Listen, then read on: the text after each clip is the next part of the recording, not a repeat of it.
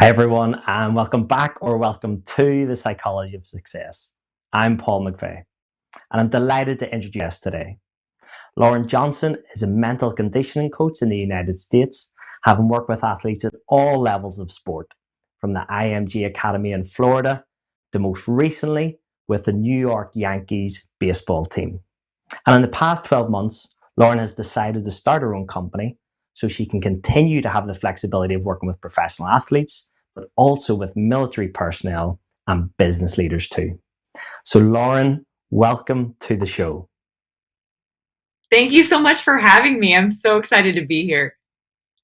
I really appreciate you being here, and even just, the delay we have in a couple of seconds means you're not really close to where I am in Ireland. So firstly, whereabouts in the world are you?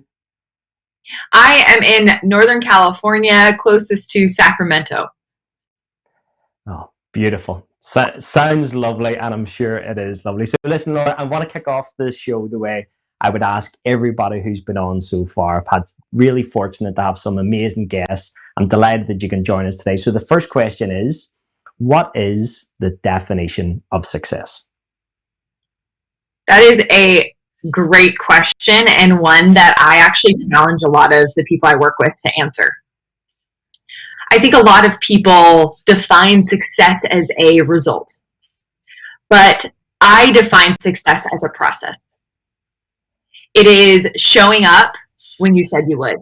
It is choosing to believe, not to believe your negative thoughts, and to talk to yourself when you really need it and fill yourself up.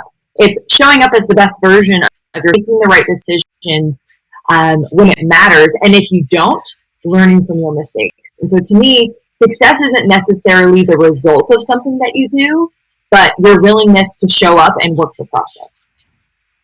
Fantastic. Great answer. And I suppose I would expect nothing less from a mental conditioning coach. So, and I suppose we can't just jump straight through to you working with successful athletes and business leaders.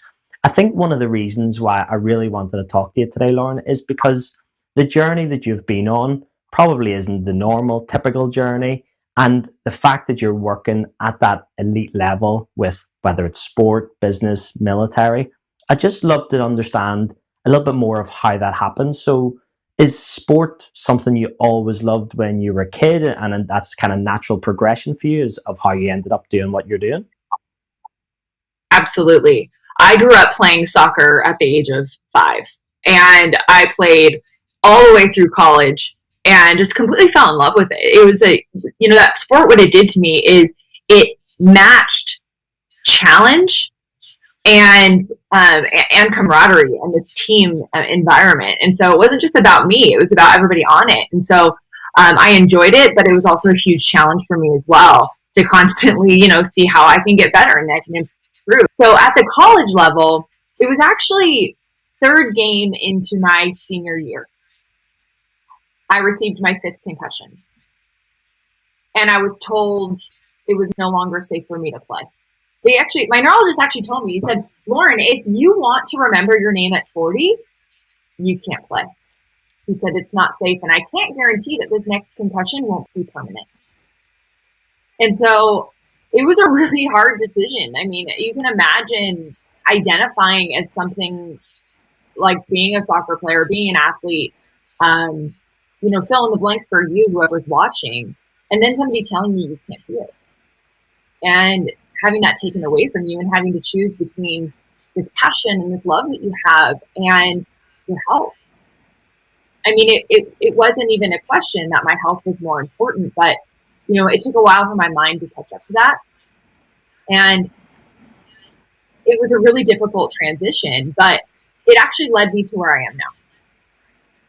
And so because I wasn't in the game, thankfully I was on a team where I was still a part of the team. I still went on road trips. I still was a part of every practice, but I had a little bit of extra time. So I decided to take a course in sports psychology. And I will tell you, at the time, I had no idea that this even existed. And I'm in this class and I'm reading the material, I'm watching these lessons, and I can't help but think somebody's holding up a mirror. Everything that they talked about in this class related to me. And I realized this is what I was meant to do. And I thought about, like, what kind of athlete would I have been if I would have been? And then the question shifted. And it became, not only how many people can I help now that I do know this, but what kind of person can I become now that I know this as well? And so it took me on this journey to sports psychology, and I went and got my master's degree in performance psychology, which is just a broader term for sports psychology. We didn't just learn about working in sports, but in business and all several different applications, I should say. And so I went on and got my master's degree, and out of my master's degree, I had 2 job offers on the table. It's like a grad student dream to have 2 job offers. And so I was so excited, and I sat down and I looked at both options. And I really took my time, and I ended up choosing one and turning down another. And the interesting thing about the one I chose was it was going to take about 6 months to get placed, which was very normal for this position. So I took it, and I was so excited. 6 months by, and I don't hear anything. And I thought, this is weird. And so I reached out to them, and I just said, like, hey, just checking in to see, when should I be expecting my placement? And that's when I received an email that said, we're sorry, the job is no longer available. And so here I am going from cloud 9, 2 job offers on the table, to none. 6 months had gone by. I couldn't go back. The other job had already filled the role. And so here I was, and I was in a really difficult position. And so I decided, well, I have to make money somehow. And this was after I'd called every single person I knew, after I had reached out to every resource that I had, and I kept getting the same response. Lauren, you need experience, which is the most frustrating thing to hear as a grad student, because I'm like, I'm trying, but no one will give me a chance. And so I decided to get a job at Starbucks because I needed to make money. And it was one day in the Starbucks drive-thru that changed my life. So when you're working the drive-thru, it's your job to entertain the customer. And I'm sitting there chatting it up with our customer, and he asked me, oh, so are you in school? Which was a fair question because most people were. And I said, no, actually, I just finished. And he was like, great. What did you get your degree in? And I proudly told him performance psychology. And he just starts laughing. Like full on belly laughing. And I am so confused why he's laughing. I don't get what's so funny. And so after he catches his breath, I finally ask, excuse me, what's so funny? And he goes, oh, you got one of those degrees you'll never use. And my mouth just dropped wide open. I couldn't believe this guy just said this to me. And on top of it, I am so offended. And so I had to walk away. I was so frustrated. I was so pissed. I thought it was so rude. And I couldn't even hand him his coffee. Somebody else had to. And the worst part was I kept ruminating on this conversation time and time again. And as I did it, I would get more and more upset. And then I was upset because I was upset. Because I'm like, this guy doesn't even know you. Like, why are you giving him this such power over you? And that's when I realized I wasn't mad because he was rude, even though he was. I was mad because partially what he said was right.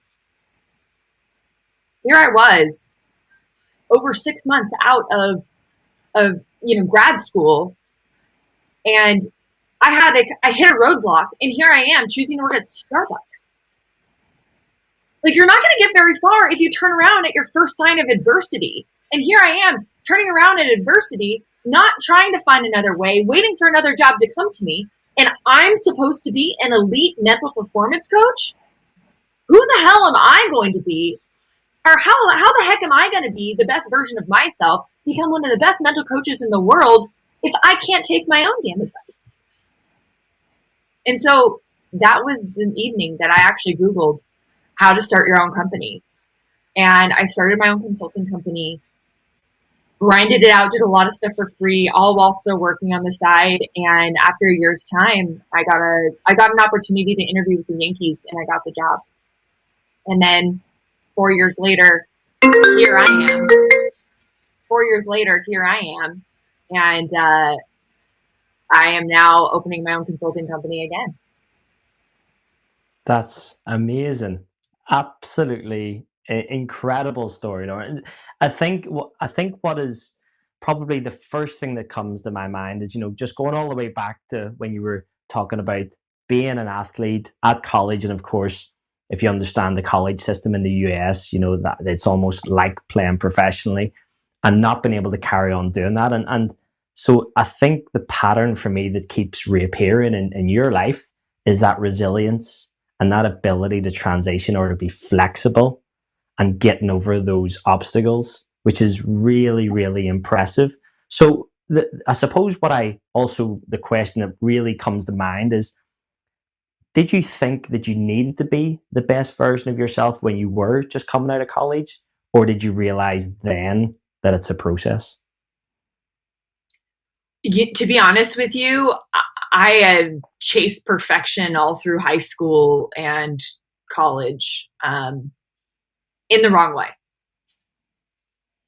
And so in terms of becoming the best version of myself, I always thought that meant being perfect.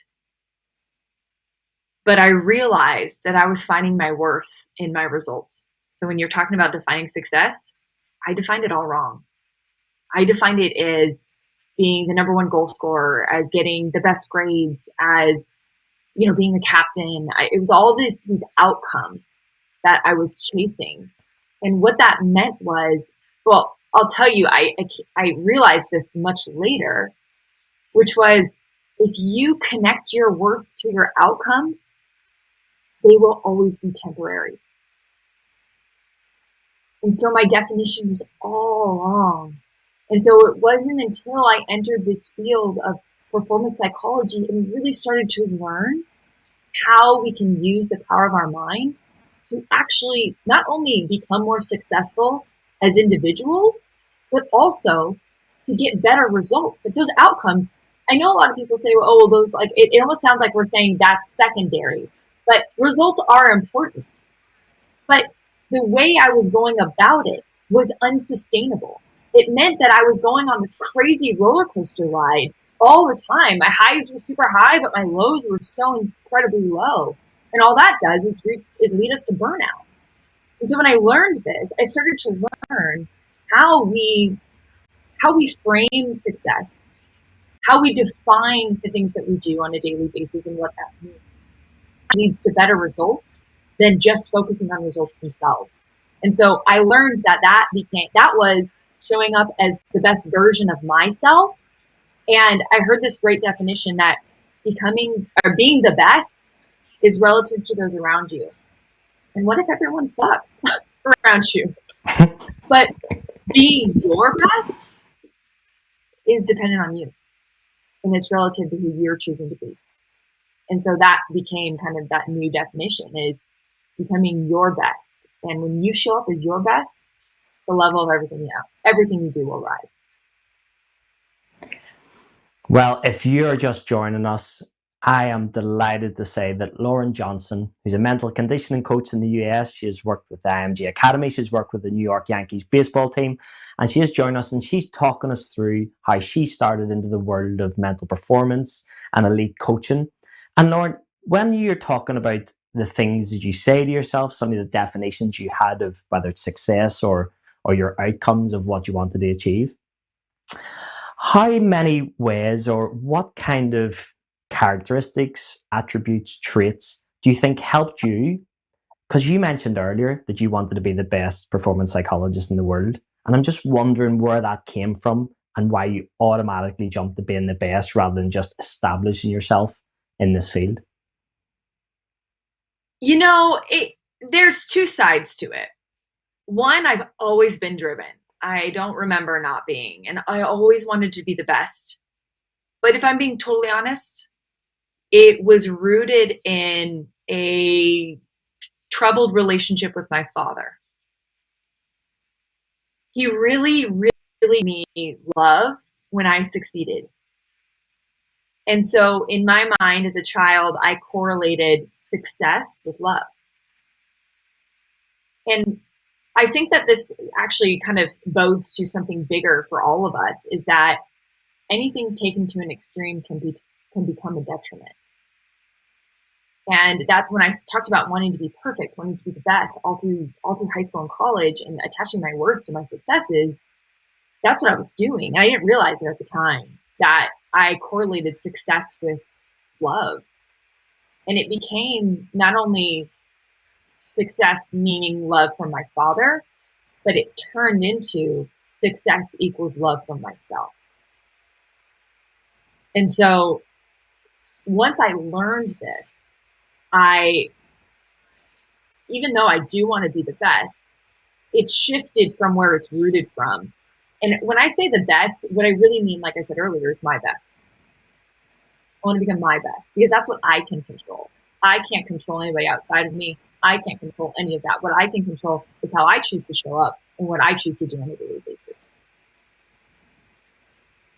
So when you talk about, being your best, and then you working with, certain athletes, and it seems to me, Lauren, whenever I'm speaking to, whether it's Olympians, people who've played in the NFL or the NBA, it's almost like our conversations fall into three categories, and it seems to be around performance, and obviously it's elite performance because these people have been at the very top of their fields. It also seems to be about leadership, and then also teamwork is a big part of what they do generally whenever most people, even if they're individual athletes, have this team around them. So whenever we're talking about elite performance, either what does that mean to you, or how have you worked with athletes that's allowed them to achieve that level of performance? Yeah, when we're talking about elite performance, I love how you gave these different categories, because even though I think our field is known, the sports, it's very sports driven. That's why it was called sports psychology. But the reason why I like to use the term performance psychology is because it's not just about sports. It's about performing in our everyday life, whether that means choosing to react to something based on emotion or respond to something, whether it's choosing to focus on things within our control or outside of our control, whether it is being able to, distract or not distract, either notice we're distracted and then choosing to be present again. And so I think that there's so many different dynamics that lead to elite performance, but I think what it really comes down to is making elite decisions. So being able to choose either a thought, a way of being, a way of acting, so that we can show up to be our best regardless of the circumstances that we face. Because it's easy to show up well when everything's going well. It's the difficult moments, it's the obstacles, it's the challenges that we face that truly reveals our mental toughness. And so I think that is a super important thing to distinct from, is that if everything was easy, I wouldn't have a job.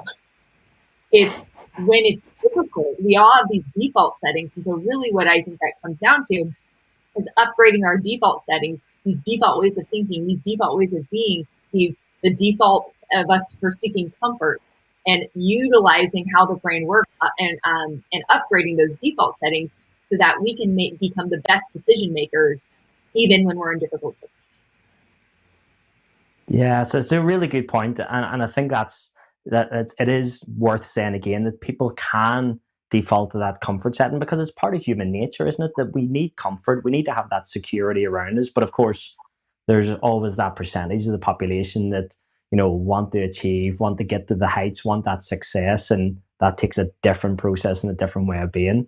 And whether you're, Lauren, working with athletes and across obviously a number of sports you've worked in, or whether you're doing your consultant work and working in the business world, what are some of the obstacles that you have come across with individuals that you've worked with that are actually going to, if they can overcome these barriers, then that almost sets them on that path to success? That's a great question. And I would say that there are so many. And so it's hard to choose, just one. But I will give you this one example I had. It was with one of the players I was working with at the Yankees throughout the minor league system. And I was at one of our affiliates, and anytime I talked to him, he was just really short with me, which was unlike him in terms of, I mean, it was not common, I should say. So whenever that happens, I always first think to myself, did I do enough to create a good relationship? And so for me, my goal that weekend was to spend more time gaining a relationship with this player. So that, because for fear that maybe I just haven't developed enough of a relationship like I thought I did. So I'm spending more time with this player over the weekend, and am, when I'm in the dugout, asking questions, trying to, just get to know him a little bit better. And he was just like not having it. Super, super short with me. One word answers, definitely was trying to avoid me. And so I didn't want to push it for sure. But yeah, I started to think, like, man, I hope I didn't say anything in the past to offend him in some way. And so the day goes on, and we're getting ready for the game, and I head over to the cages, where, some of the guys, that's where they start warming up, or at least our hitters do. And so I'm over there, and I arrive, and he's there already warming up. And there's nobody else there. It's just me and him, which in my mind, I'm like, oh God, this poor guy is like, this is my worst nightmare. He doesn't want to talk to me like with me, and now he's cornered by me. And so I finally asked him, I said, hey, do you mind if I ask you a question? He said, sure. He said, have I said something to offend you? You've been really short with me this weekend, and I just want to make sure, I haven't said anything and wasn't aware of it. And he stops me and he goes, no, that's not it. He said, I'm not very good at speaking. And I was so confused by this. It was like, really? Why do you think that? And we decided to move the conversation till after the game, because obviously he needed to get ready, and it started to get pretty deep pretty quick. So I was like, let's chat about this later. So we started talking later on, and I said, where did that come from? Like, can you think back to where that originated? And he just sat there and he thought, and he goes, when I was in like first or second grade, I was asked to read a sentence out loud, and I really struggled. And my teacher told me I'm not very good at speaking. And he paused, and I looked at him and I said, who's telling you that now? And he kind of like looks back. He's like, oh. So I just want to like draw this out and how this works in our brain. Our beliefs plus actions equals our identity. His belief was that he's not a good speaker. Therefore, the actions that supported that belief was any time he was asked to speak or someone spoke to him, he tried to keep it as short as possible, or he would avoid speaking at all costs. And that turned into his identity. I am not a good speaker. And so I asked him, I said, is that who you want to be? I'm fearful every time someone speaks to me, and I just want the confidence to be able to. And so what we did is we reversed that equation. Said, all right, let's take the identity. Who's the type of person you want to be? Who do you want to show up as? And he goes, I want to be the type of person that isn't afraid to raise their hand in a group, ask a question. And I was like, great. So I said, what actions will support that belief? And he's like, I have to raise my hand. And so what we did to begin is I would actually tell him the question before, when we would come in, and the mental conditioning department, myself and everybody else on the team, we would come in and do a talk. I would actually set him up with a question beforehand, and we would discuss it so he was prepared with his answer. And nobody else knew this except he and I. It was like our little secret. But when I would then say like, hey guys, I have a question for you guys, and I'd ask the question, his hand would go up immediately, and he would answer it, supporting that new identity. And every time he did that, he started to become the type of person he wanted to be. He started to live into that identity, and that belief started to take root that he was a good speaker. And so we did that for a while, and by the end of that season, I didn't have to prepare him anymore. He had his hand raised after every question. He was involved. He was willing to look people in the eye. He was willing to start conversations. And I think that when it comes to the obstacles that a lot of my clients face, a lot of it stems from this misalignment between who they are currently and who they want to be. And their actions are not aligned with who they want to be. They're aligned in comfort. They're aligned in those default settings. And so a lot of things, a lot of obstacles that we overcome sometimes is really rooted in this belief that we can. And then creating a system and an approach to help upgrade that default setting or that default belief that we once had. It is fascinating listening to this, Lauren, because the amount of times you've talked about, belief and belief systems, and it's something that I feel that I really struggled with whenever I was, in my teenage years, and when I came across from Ireland to join Tottenham Hotspur as a young professional footballer. It was really, really difficult to try and shake that belief system of almost not thinking you're good enough, I don't belong. And it was only whenever something happened to me, one of my friends managed to break into the senior team and score against Manchester United, that it really helped me in my belief system. But I think that it's that most people probably aren't aware of their beliefs, or maybe a better way of saying that is more their limiting beliefs. And actually, interestingly, in the last couple of days, I was doing an interview, and the guy who was talking about it kept mentioning how his beliefs have been holding him back. And the question I asked him, it's like, listen, we all have limiting beliefs. I have them, you have them, we all have them. It's more, do our limiting beliefs allow us to achieve the life that we want? And that was probably the thing that really helped me, allow me to change my belief system so that I could try and go on and be the professional footballer that I'd always dreamed to be. I love that. And I think you're right.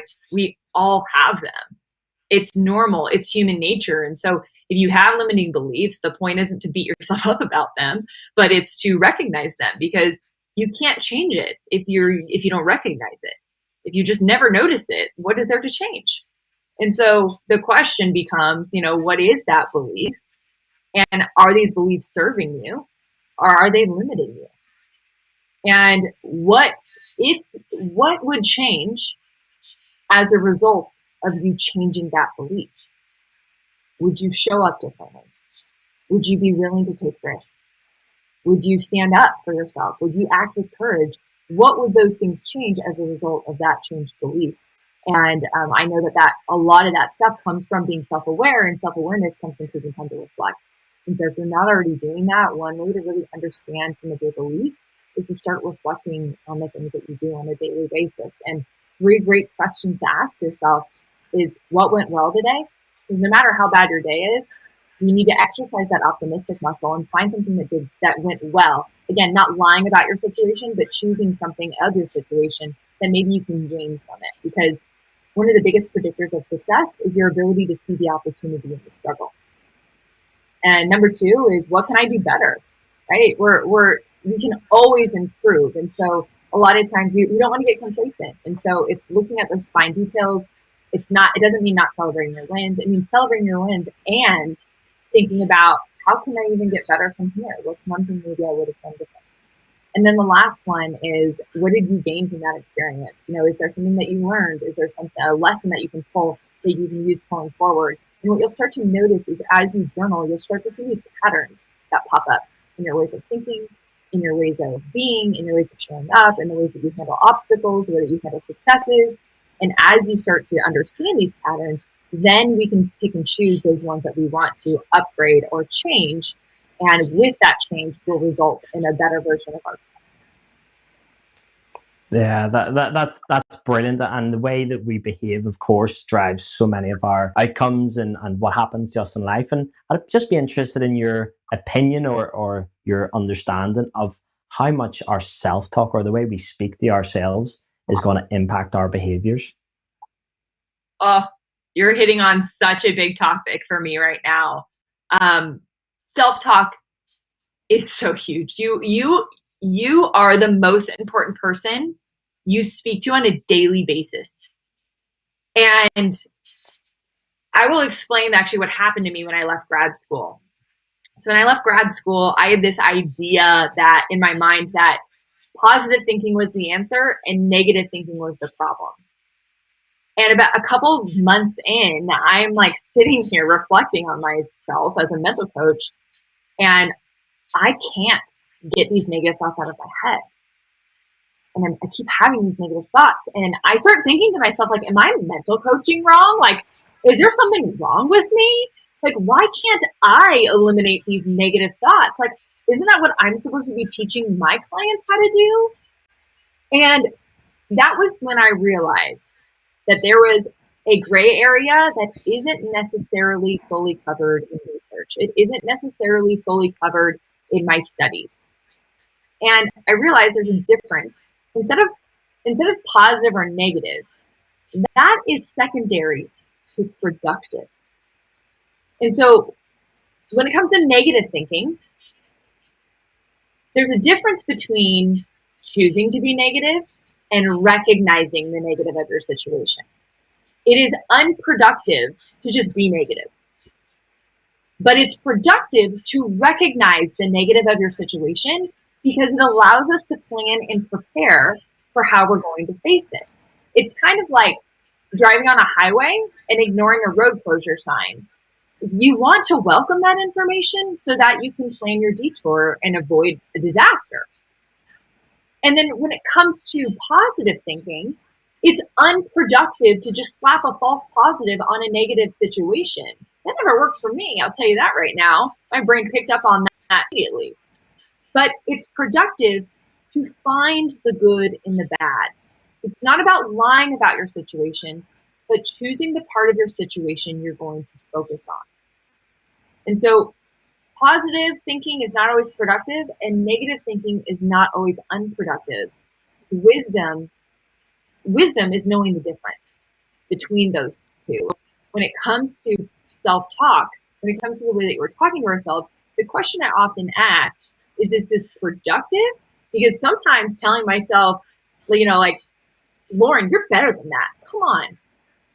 And I expect more, that kind of thing. It's not necessarily positive, but to me, sometimes that can be very productive. And so I think it's important to know for you what's productive and unproductive, because what works for me may not work for you. What works for you may not work for somebody else, but it doesn't always need to fall into the category of positive or negative. Well, if you are lucky enough to be joining us, I am delighted to say that Lauren Johnson, who's based in California in the US, is here for the next 30 minutes, and she's a mental conditioning coach. And for the last 4 years, she has worked with the world famous New York Yankees. And Lauren, I did want to, we could have spent the whole 60 minutes talking about your time there, but I did want to understand your journey into it, how you can apply the principles that you've learned, that you work with athletes and military and business leaders, to your own life and your own journey. But I'm absolutely fascinated to hear about your time with the Yankees, because this is possibly the most famous team in the world. From everyone from A-Rod to Joe DiMaggio to Derek Jeter, there's just so many legends that have come through the doors over the years. And so, yeah, can you just give me a little bit of an understanding of that first day walking in, whether it was, the practice or into the stadium? Just what was that like for you? Oh man, I actually remember pulling up to, and I worked at the, I went to the stadium, but my main role, I worked throughout our minor league system, and I was home based in Tampa, Florida, at our performance facilities there. And that's kind of the hub. So during spring training, that's where everybody goes, and that's where all new players, everybody goes there. That's kind of like where where the whole team or the whole organization starts in terms of player development. And so when I first pulled up my very first day, I actually had tears in my eyes, because I had dreamt of working for a professional team years before I actually got the opportunity. And I had worked really, really hard to get there. And I was told no by countless amounts of people. I was told, there's no way any dude's going to actually listen to what you have to say. You're a woman. Like, what are they going to care? And the truth is that you're right. They didn't care that I was a woman. They didn't care about any of that. They cared if I did my job well. And that's something that I really appreciated about the Yankees is that, I think going into a world where I was one of the first women hired in player development, you don't know what to expect. But to be honest with you, they had a harder time. They had a harder time transitioning to me being there than opposite. I had no problem with it. They more so were like, "What can we say? What can't we say?" And I actually had coaches like come into my office with a list of words, like offensive words. What can I say and what can't I say, Lauren? And I was like cracking up. Okay, first of all, I cannot tell you how much I love that you wrote these down. Second of all, I don't care what you say as long as you don't call me any of these things. If you don't call me any of these things, we're good. I'm like, if we do, I'm like, it ain't gonna be good. But that's how much like, respect they had for like a woman entering the room. And they also were just like so terrified at the same time, like, we don't know what to do with her. But I will tell you right now, the Yankees have a world-class organization, and the people that they bring on are phenomenal. And those men and women, then now they have a lot of women, which is amazing. But men and women I got to work with, we were just absolutely incredible. Like absolutely incredible. Nobody treated me any different. No, it was none of that. None of that, which I heard all the time from outside. And it was just absolutely phenomenal because everybody there has such a high expectation of being the best versions of themselves that when you're in that environment, you have no choice but to become that yourself. And it was absolutely phenomenal. And then on top of that, that's just with staff. Then you add in the players.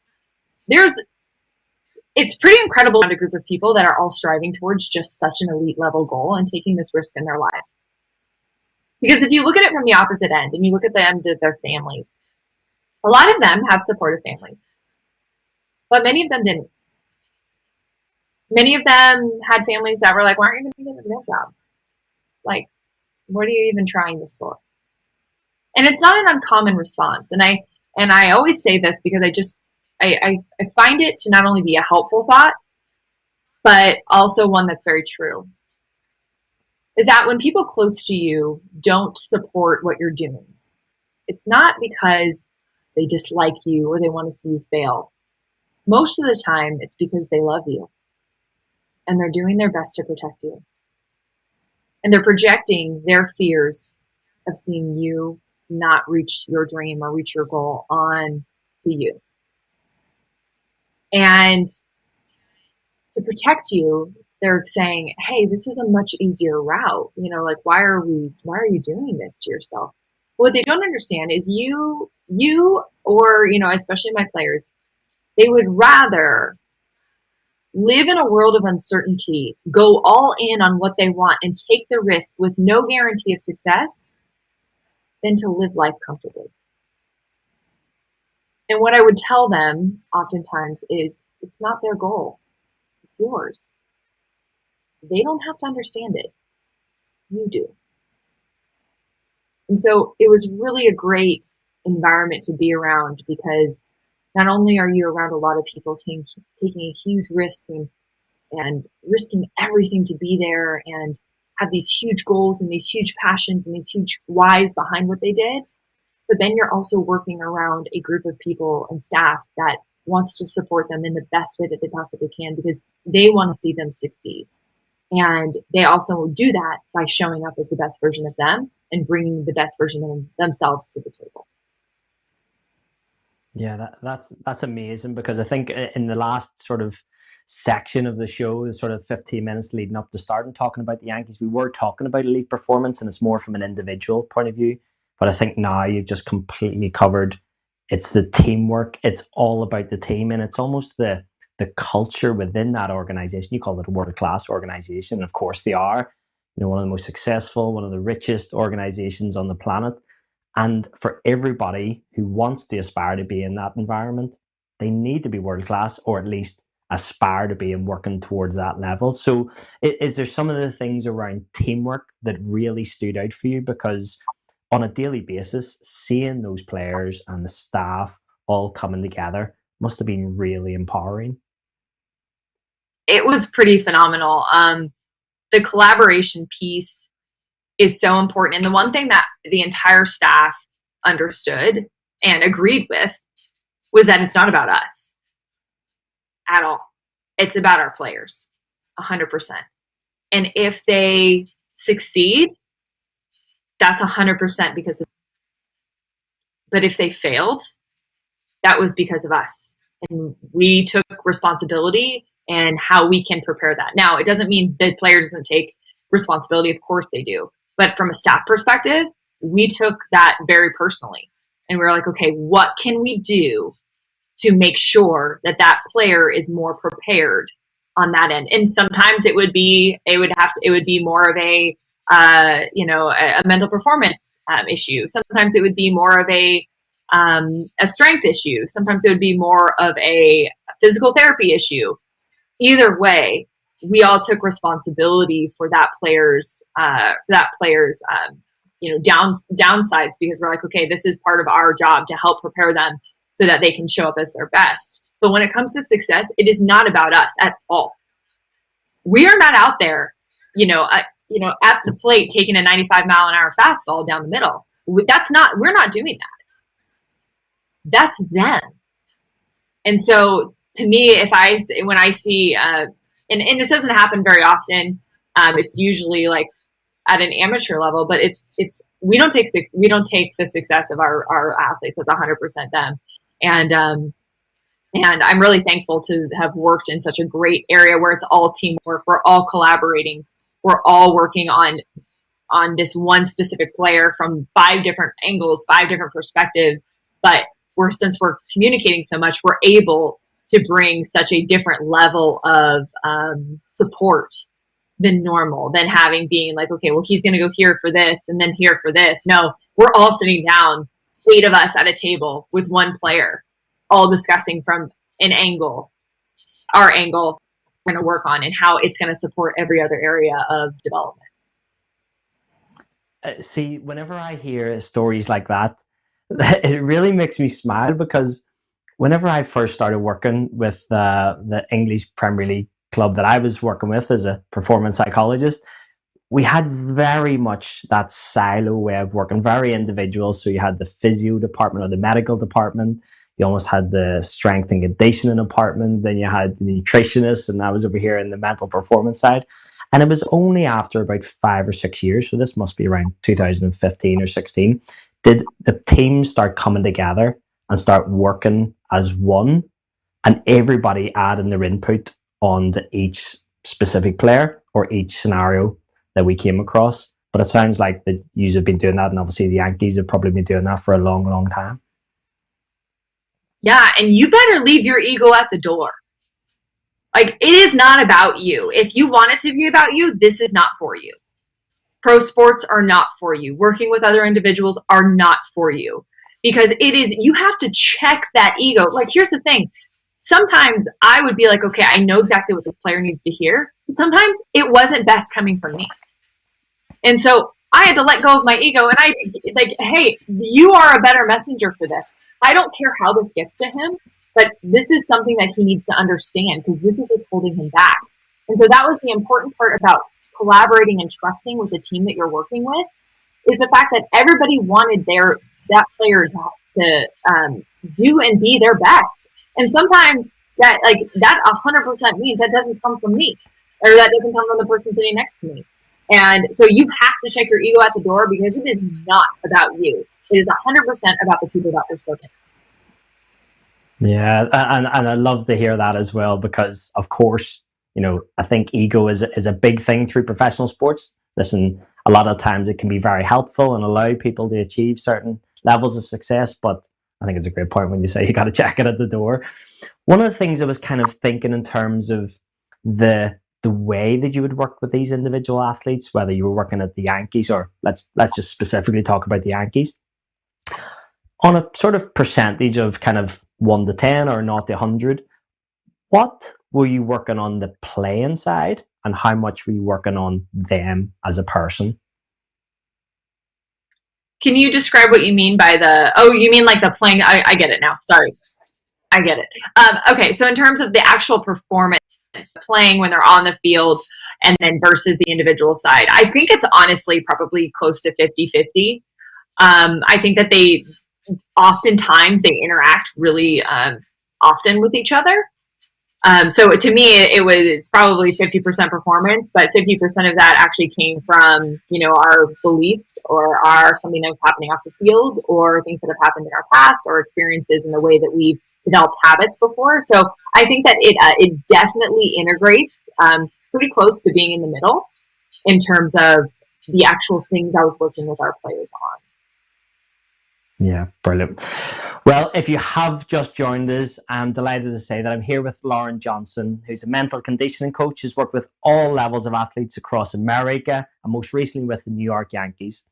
And Lauren, I can't believe we've only got 15 minutes to go of the show, but I really want to talk a little bit more about your journey. And many people could see the position you're in working with the New York Yankees. There's so much credibility, so much kudos at that position.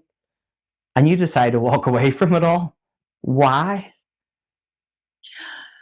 Great question. Yeah, it was one of the hardest decisions I've ever had to make, to be totally honest with you. I think all of us can relate to having this big goal, right? And spending so much time going after this goal, going after, this dream. And that was working for the New York Yankees for me. So when I got it, I will never forget when my associate director, he called me and he told me that I got the position. I was excited. I was like, yes, yes, yes. And then he laughed and he goes, "Do you want to know what you're making?" I was like, "Oh, yes, sure." Then they made fun of me for that for a long time, but that's how badly I wanted this position. I almost didn't care what the salary looks like. And then about a couple years in, I started seeing how I wanted to make a bit of a transition. Now, not out of the Yankees, but just a transition within it, like in terms of my role. And they accepted that. They were phenomenal. Again, they worked with me. And then about a year before my contract was up, and my contract was up just this past February, man, I felt it. And I think I knew my next step was to transition. But I think I knew prior to being willing to admit it to myself. I had this gut feeling, but it was uncomfortable, man. It was, here I am in this awesome position. People would tell to be in the position that I'm in. And now I'm questioning if I should even, if I want to move on. And so it was a hard realization for me to come to, because I knew how much discomfort I would be greeted as I did exit. And it took me a while to really wrap my head around it. But the biggest reason for me was I wanted to grow outside of it. I wanted to be able to not only work with, professional elite athletes, but also work outside and be able to do some other things. And at the same time, I was really seeking some time with my family and being able to build my schedule a little bit and have a little bit more freedom within that. So that was really, really difficult to do, but I am really lucky to have worked under such incredible people. Chad and Chris have worked at the Yankees for 12 plus years. And not only were they great in terms of guidance, but they were also phenomenal supports in my transition, not only to be with the Yankees, but then my transition out. And so I had decided, I'm going to take this leap of faith because I really want to go in this direction. And man, February of this year, I made the full transition and decided not to re-sign a contract and with the Yankees, and went fully on my own. So I can say now I'm, I don't know, what is it, effectively 4 full months out of being on my own, and it's been incredible. Yeah, the first thing you've got to say is congratulations. Incredibly brave. Probably 99% of people would not have done that and would have stayed in the more comfortable situation. So well done. I'd be really interested to hear what is probably either the lesson or a number of lessons that you might have taken away from working, as we mentioned, with world-class people who are the best in their fields. What are some of the lessons you've taken from that you're now able to share with businesses and organizations that you speak for? Man, There's so many. It's hard to choose one. I don't know for whatever reason this one keeps circulating in my mind, but the best athletes don't feel sorry for themselves. And I think whether you're starting something new, whether you're facing a really difficult obstacle or you've just been put in some really terrible circumstances totally outside of your control, the best athletes they just simply don't feel bad for themselves. Instead of asking why me, they ask what now. And I think there was times, especially in my transition, where I looked to that advice and I thought to myself, the people I got to work with, man, they constantly ask themselves, what now? And here I am facing a couple obstacles myself. Well, what the hell now, Lauren? Let's go. And so it's a lot of it transitioned, and I ended up using, I use it every day, but that one really stood out to me. And there was another quote that I actually referenced, I used way back when I was working at IMG Academy in 2013 as an intern. I remember sucking so bad at this, this presentation that I gave, and I was so defeated. I remember reading this quote that said, "Be brave enough to suck at something new." And I mastered that level at IMG Academy, and I upgraded, and then I had to start new again, and I had to be brave then. And then I got upgraded, and I started working for the Yankees, and it was something new, and I had to be brave at sucking at that too. And now in this transition, I'm facing that again, where there's a lot of newness that I'm not very good at. And I think that it constantly comes back to these kind of two areas of not being a victim in your situation, but being empowered in your situation and choosing to focus on the things that you can control, which is a lot easier said than done. And that thing that just keeps reminding myself time and time again is I think about the athletes I got to work with, and they just simply don't feel bad for themselves. They don't feel sorry for themselves, and they don't allow themselves to slip into that victim mentality. And so that was a big one that I really took away working with those guys. But there are plenty. I could probably go on for another hour telling you some of the lessons. No, I think that's really powerful, really, really powerful, because essentially you're talking about leadership there, I think, anyway, or at least self-leadership, because it's almost like taking all of the responsibility, because if you have the mindset that the onus is on you, essentially no one else is going to help you with your problem or your goal, and you do take accountability for everything you do, I think that's a great way to describe it. But you also talked a lot about transition there in terms of moving through the different stages of your career already, and very successful career. Is that some of the things that you work with, in whether it's a manager being promoted to director or director to partner? Is that the same principles that apply in the sports world to the corporate world? Yes, 100%.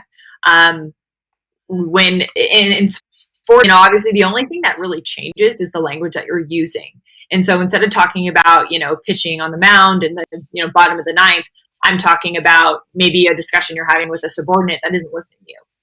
And so there's a lot of the language changes in terms of, what we're talking about, where we're talking about it, how it's applied. But the principles are pretty similar across the board.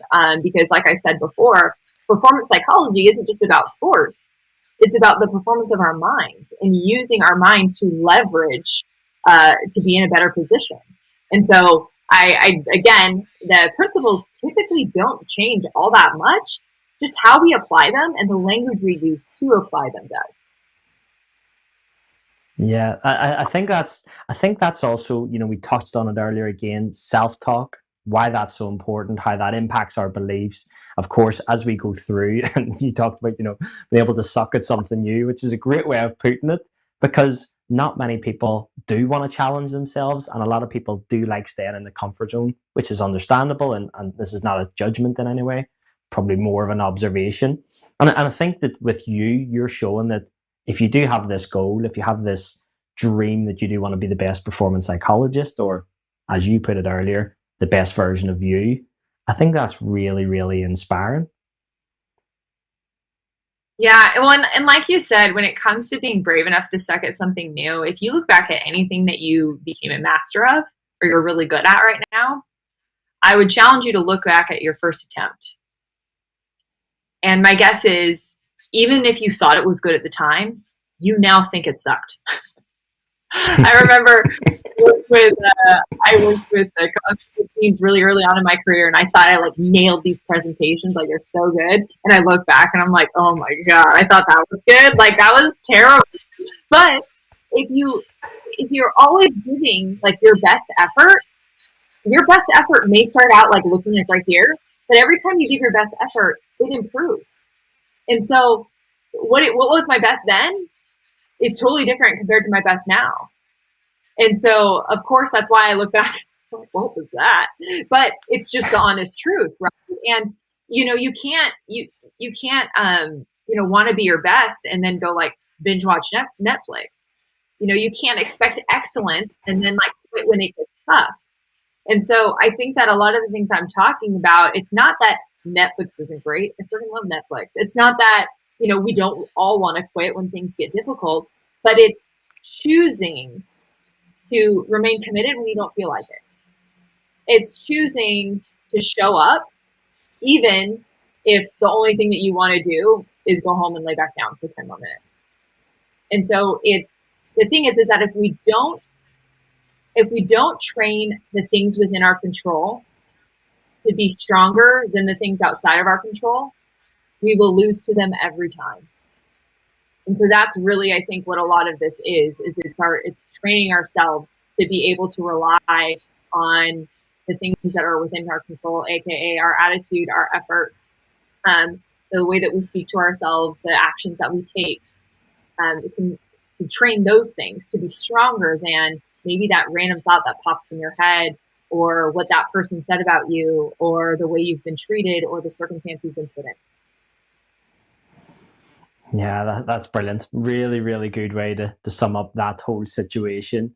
And Lauren, you've listened to everything you've done so far in your career, and it sounds like you've had an amazing time, really enjoyed it, pushed yourself so many times out of your comfort zone. I suppose one of the questions that I like asking, and also a lot of people who listen to the show, I almost send me messages saying, yeah, it's okay for them because they've been successful.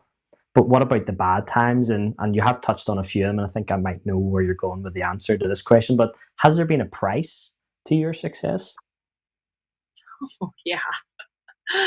Oh yeah. I think that you have to pay the price of excellence. Like excellence, and I'm not saying that I'm excellent. I'm constantly chasing excellence, but excellence. There isn't like a 14-day free trial. Like you can't have selective excellence and then expect excellence when it matters.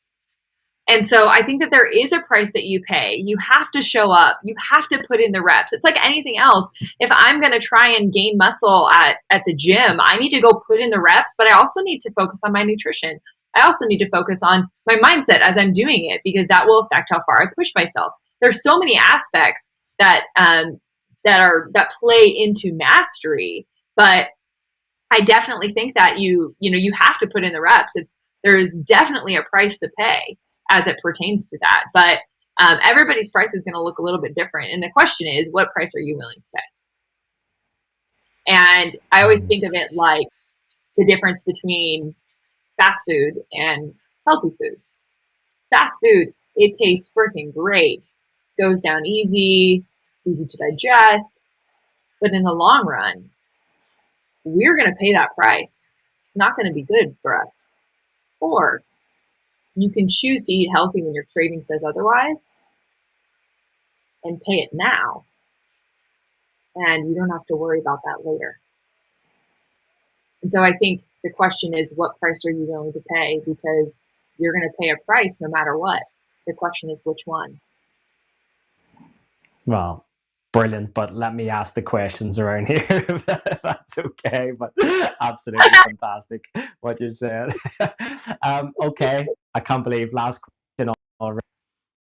At this stage of your career that you've done so unbelievably well, and of course at the start I asked you what is the definition of success. In 2021, the way you've just stepped away from the Yankees, you're building your business again. What is the definition of success for you at this stage of life? The definition of success for me, especially, with a new company and all of that, is I actually have these areas of my life. And it's so funny. I wish I knew his last name. His name is actually Paul, and he was a former Premier League player. I randomly met him at a coffee shop here in my area, and he actually works with other teams and consults with their owners. And he actually recommended this acronym to me, and it was CRIPES. It stood for career. R stood for relationship. I stood for intelligence. P stood for, I always say this wrong. It's not, yeah, maybe physical. Maybe it was physical. And then E, emotional. And then S, spiritual. And so all these areas were really important for me, especially this last year. It wasn't just, definition of success wasn't just in my career or, emotionally. It was spiritually. It was physically. Am I getting to the gym, and taking care of my health? It was my relationships with my husband, with my family. It was intellectually. It was how am I pushing myself intellectually to learn more, to gain more information, and to gain more knowledge. Because the more you know, the more you realize you don't know anything. And so it's all these different areas, I think, that have now defined what success looks like for me, especially this past year. And they include many different areas of my life, because I don't think success is just, like I said before, is just an outcome. I think it has a lot to do with our process. And to me, that would define it. Amazing, Lauren. Thank you so much for your time. That was absolutely fascinating. Thank you so much for having me. This was incredible.